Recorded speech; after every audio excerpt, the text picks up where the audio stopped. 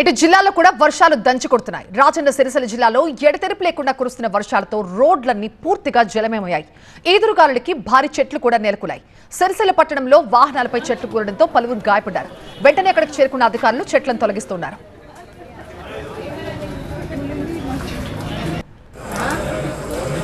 ములుగులో 2 రోజులుగా కురుస్తున్న భారీ వర్షాలకు జంపన్న వాగు ఉప్పొంగి ప్రవహిస్తోంది. జంపన్న వాగులో స్నానానికి దిగి తిమ్మయ్య అనే వ్యక్తి గల్లంతయ్యాడు. అతని కోసం గాలింపు చర్యల్ని ముమ్మరం చేశారు పోలీసులు.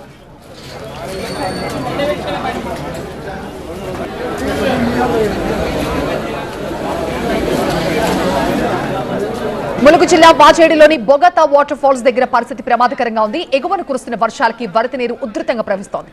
దీంతో వాటర్ ఫాల్స్ ఎంట్రీని తాత్కాలికంగా మూసేశారు అధికారులు.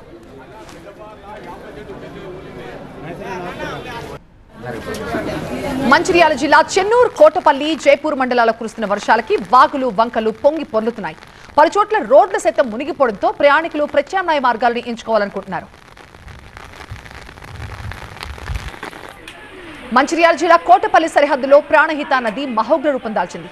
తీర గ్రామాల ప్రజలు ఇంట్లోంచి బయటకు అడుగు పెట్టే పరిస్థితి లేకుండా పోయింది.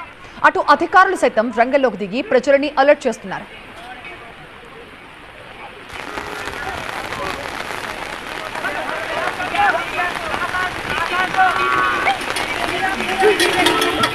ఆసిఫాబాద్ జిల్లా తిర్యాని మండలం ఏడులపాడులో రోళ్ల వాగు ఉధృతంగా ప్రవహిస్తోంది. పలు గ్రామాలకి రాకపోకలు పూర్తిగా నిలిచిపోయాయి.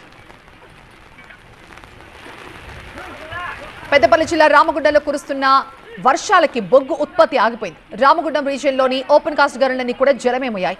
ఫలితంగా 50,000 టన్నుల బొగ్గు ఉత్పత్తి నిలిచిపోయింది. ఇటు ఉమ్మడి ఖమ్మం జిల్లాలో కూడా వర్షం దంచి కొడుతోంది. 2 రోజులుగా కురుస్తున్న వర్షాలకి భద్రాచలం దగ్గర గోదావరి చాలా ఉధృతంగా ప్రవహిస్తోంది. స్నాన ఘాట్లని తాకుతూ వరద వెళ్తోంది. దిగువ ప్రాంతాల ప్రజల్ని అధికారులు అలర్ట్ చేస్తున్నారు.